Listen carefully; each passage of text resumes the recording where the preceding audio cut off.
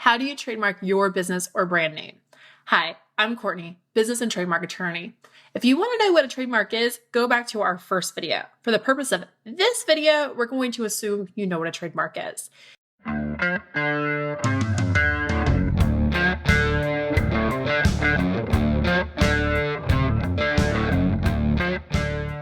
Now, when we say the term trademarked, here we're talking about registered trademarks, not the common law. This is about people who actually really want to protect their brand and want to get it right. Let's dive in. The first step in trademarking your business name or brand name is an in-depth search. This is where an attorney would step in. We would do a deep search to make sure no one else is using your name, a similar name, or some other type of name or logo that could be confusing to an audience. Now, I get this question a lot. People say, I searched the tests and I don't see anything that looks like my mark. I just want to file. Okay, pause. TESS is the Uspto Database, the United States Patent and Trademark Office. They are the overseers, right, of the trademark process. Just because you search their database doesn't mean there's not a conflict. It is not word for word. It's similar words. It's words that sound the same but are spelt differently. It's words that look alike. It's logos that look similarly. It is much more deep than just word for word. So no, just a search of TESS is not sufficient. And sorry, neither is your Google search. You need to go deeper.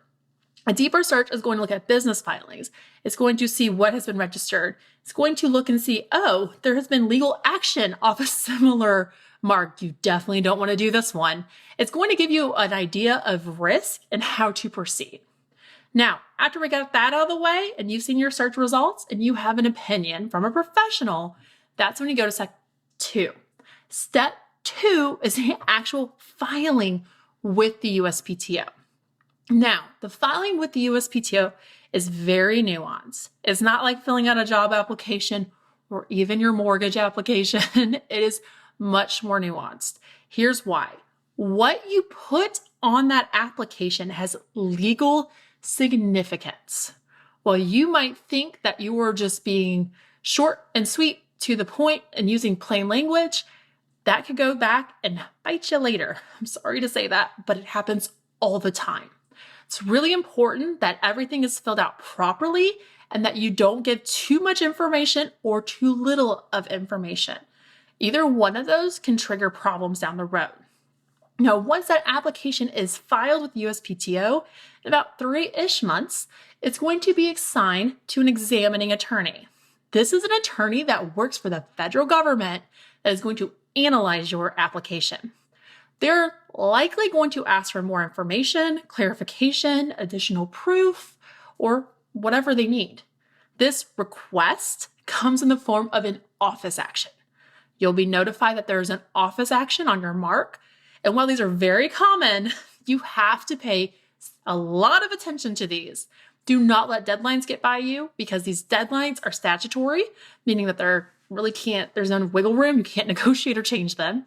And also, the way you respond to these office actions could trigger more office actions or worse, a refusal of registration. Be very, very careful the way you respond to these. Now, I have clients who have tried to self-file and they try to handle office actions on their own. They pick up the phone and they say, oh, there's a human at the other side I can just talk to and we'll be able to work this out. But when they call and they speak to that attorney, they think they worked it out and then they get a refusal issued. And the reason this happens, more likely than not, is because that examining attorney has certain boxes that have to be checked. Remember, they work for the federal government. They have a code they have to go by. There's certain language they are looking for.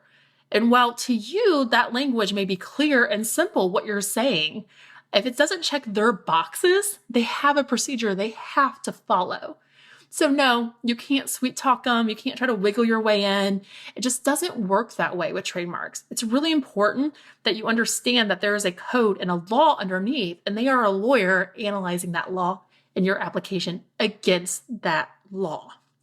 Now, if you'd like help, obviously, we are happy to help. But what other questions do you have about how do you trademark your business or your brand name?